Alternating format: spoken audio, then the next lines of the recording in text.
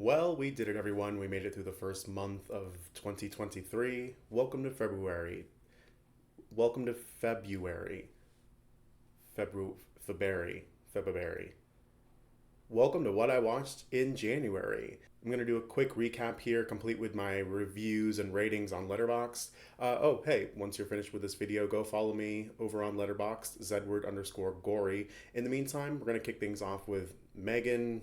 It was the runaway hit of January. It actually broke some sort of record. I think it was the highest grossing film that opened in the first week of the month ever. I posted a review on it on this channel when it came out.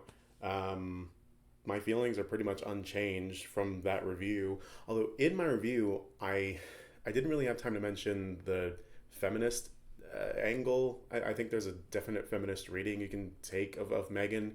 Like, I think it's really interesting that Allison Williams' character is a kind of career focused gal, and she's not really like punished for that. She doesn't have any interest in maternity, and the film doesn't feel like it needs to shoehorn in some love interest. That's honestly actually kind of refreshing, especially for a big kind of mainstream blockbuster film like this. Uh, anyway, let's see. On Letterboxd, I gave this 3 stars. Convinced Megan could suplex a T1000. Oh, also, silly little dance. What did I say in my 2022 recap? More silly little dances. Thank you, Megan, for continuing the silly little dance in the horror film. Next up, God damn it. Next up on January 13th, Friday the 13th, I saw Skinamarink. I could go on and on about this, but everything I can say, I said in my video essay. Go check that out if you haven't, and if you have watched it, hey, go watch it again. It's great. I don't know. The more removed I get from the day I watched this movie, the more appreciative I am of it. I say what you will, love it or hate it. I really think this is a game changer. I think this is definitely going to go down as one of the most important horror films of the decade, for better or for worse. I'm probably going to watch it one more time now that it's on Shudder, probably at some point before the end of the year. I still really don't know, but for now, my Letterboxd review, I only gave it 2.5 stars. And I said this must have been what it was like to see Eraserhead in the theater in 1977, but worse. An hour in, and I thought my eyes were going to start bleeding. Now, if you watch the Skinamarink essay video, the day after I watched Heck, it was January 14th, I wanted more. I needed to know more about what the hell I just watched. So I watched Heck, the short film that Skinamarink is based on. I don't know. I don't know if I'll ever know. I didn't even log or rate this on Letterboxd. I think Kyle Edward Ball is making films that are a class unto themselves. Anyway, that same night, I also watched Sick, which is a Peacock original. It's streaming on Peacock now. Probably going to be my top recommend for this month. This is Kevin Williamson's first screenplay since Scream 4 over a decade ago. He and co-writer Caitlin Crabb wrote the shit out of this. John Hyams directed the shit out of this. Cinematographer Yaron Levy shot the shit out of this. I mean, just the opening fight scene alone, that is so incredibly well staged and choreographed, and the camera work is so kinetic. It's really refreshing to get a chase scene like that back in a slasher film. Thank you for coming back, Kevin Williamson. I mean, really, throughout this film, there's amazing chase scenes. This is Kevin Williamson at his best. And I like that here he takes his, signature slasher style and blends it with the home invasion subgenre, which is, I don't think he's made a home invasion thriller before, and he did a pretty good job. I would have liked for it to lean more into home invasion, but I found it very enjoyable. I came out positive. Uh, anyway, I gave it 3.5 stars, and this might be a spoiler. Someone has taken their love of contact tracing one step too far. Now, again, if you watched that Skinamarink video, you know that the weekend, this weekend in particular, that I was watching Skinamarink and Heck and Sick, I was sick. I had a cold, and it was Monday the 15th. I was still going through it, and I just needed some like afternoon comfort food viewing. So of course, I watched Sleepaway Camp again. This is one of my favorites, and truly at this point, just a really cozy, comfy watch. This is the second time I watched it where I played the Practical Folks commentary video along with it. If you don't know, Practical Folks is an old YouTube channel that James and Chelsea from Dead Meat used to run. So they have a commentary track where they watch it, they show it for the first time to James Gressel and Joel Arnold. It's really fun. I mean, I love this. I think it's a savant masterpiece. This time, before I watched it, I checked out the short film Judy and Jonathan Tiersten's music video, which are here on the Blu-ray. I didn't really gain anything from this viewing. I pretty much just put it on so I could just have something familiar and cozy to watch. But I did realize this time that it is the Citizen Kane of horror films. 5 stars.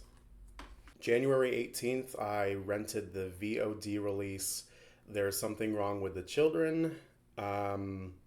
This one was a stinker for me.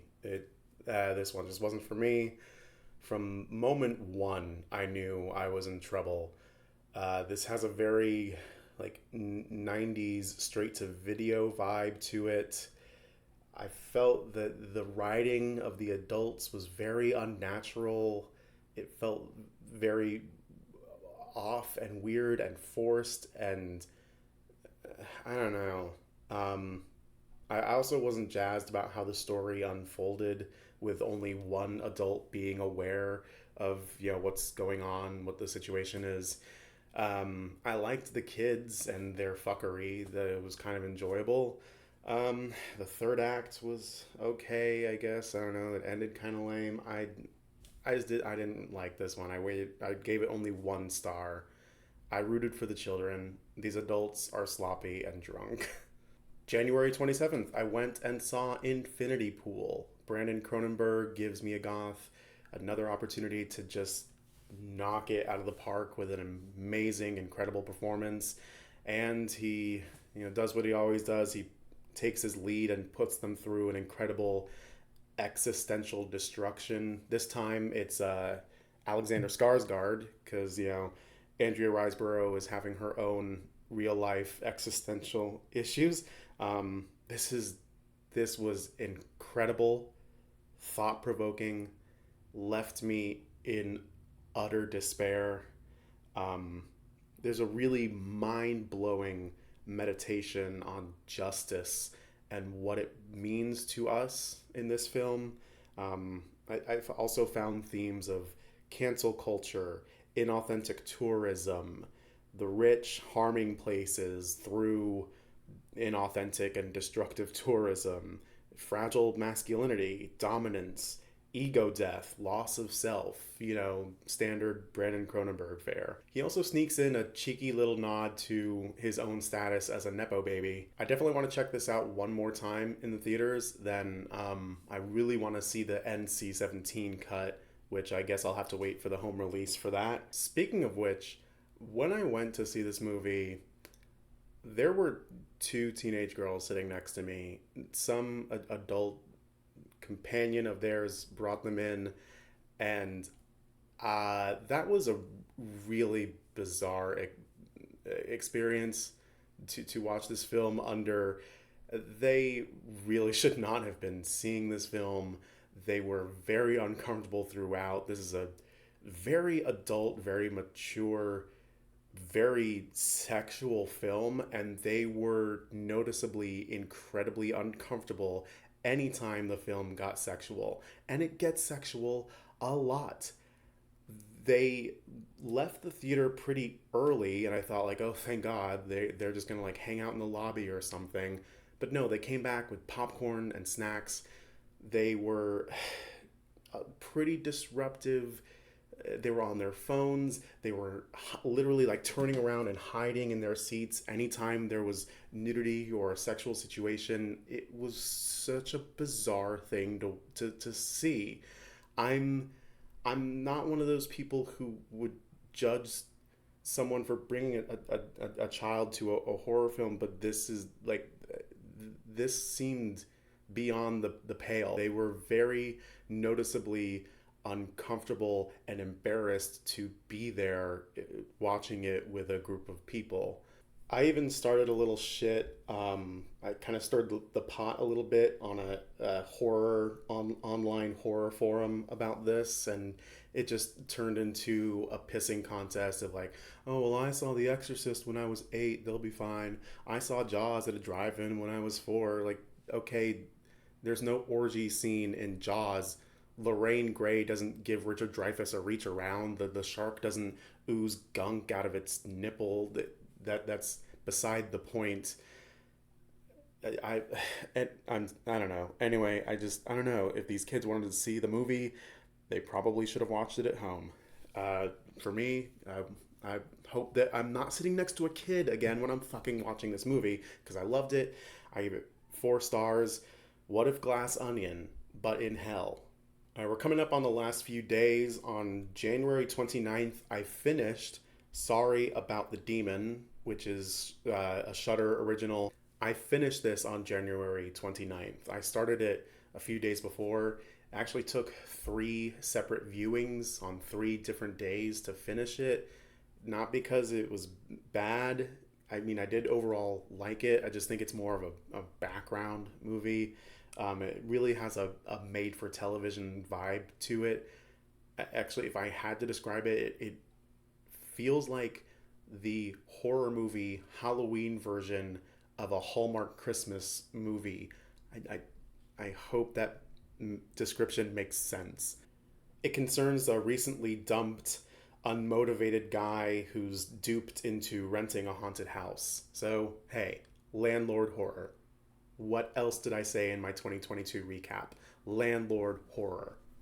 Hell yeah. Again, it's a decent background movie. It's really not compelling enough to go one-on-one with, but it's fine. I gave it 2 stars. On January 30th, I watched Censor, which is on Hulu. It's actually been in my Hulu watch list for a while now. I think I put it up there in preparation for last year's spooky season, but I just never got around to watching it. This is a 2021 British film. It's the debut of writer-director Prano Bailey-Bond, and it's set in Thatcher's Britain during the video nasty moral panic. It stars Niamh Algier as Enid, a film board employee whose life unravels after watching a horror film that brings up childhood trauma. And then Enid begins like an obsessive mission to uncover what she believes is a snuff film ring. Very moody and creepy, but I also didn't expect this film to have the kind of sense of humor that it has. It is actually kind of an amusing film in a way.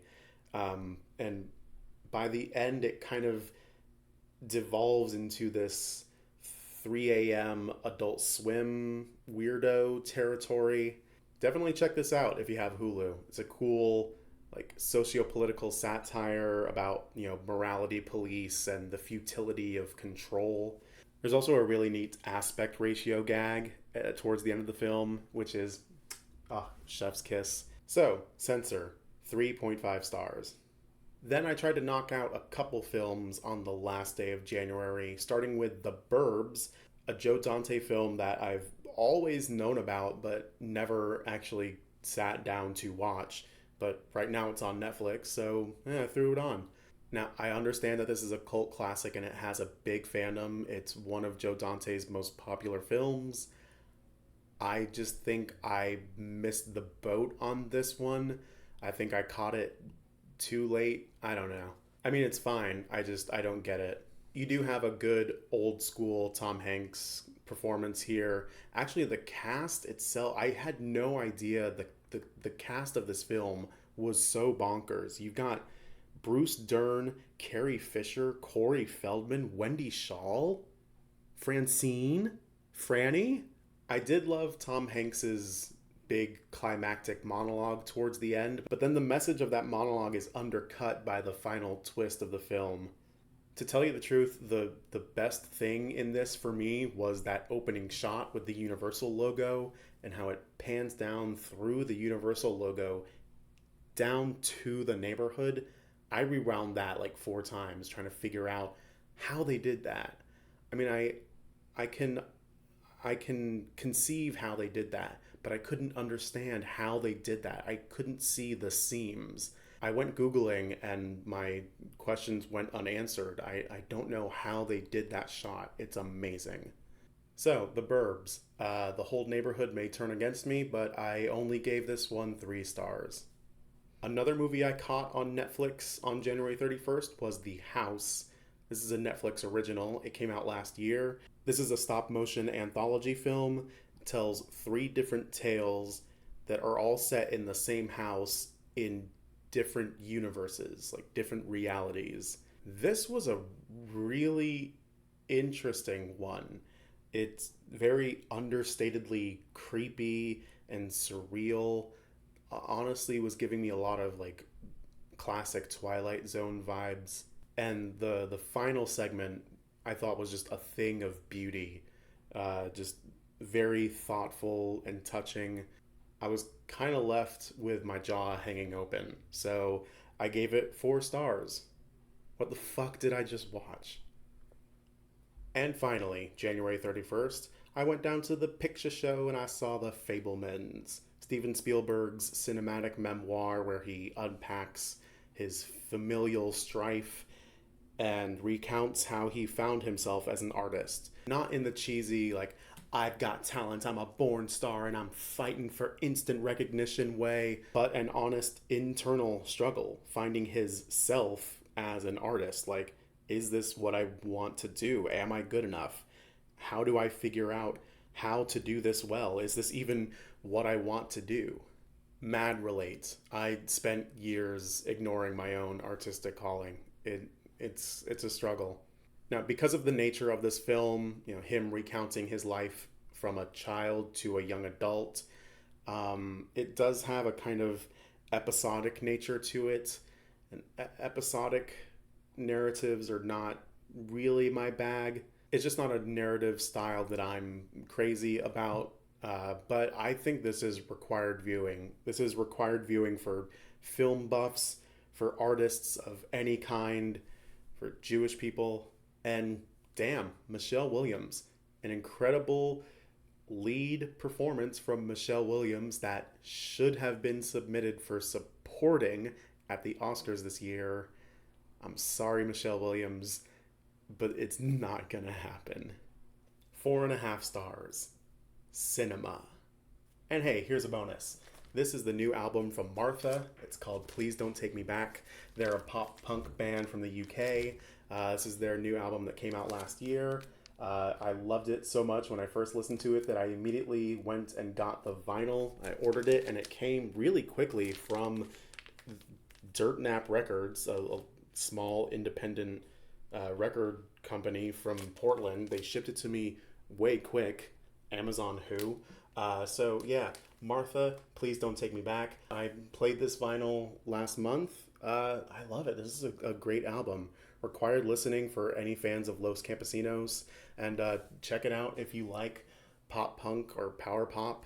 That's going to do it for this video. Don't forget to like and subscribe and follow me on Letterboxd, Zedward_Gory. All right. See you guys in February.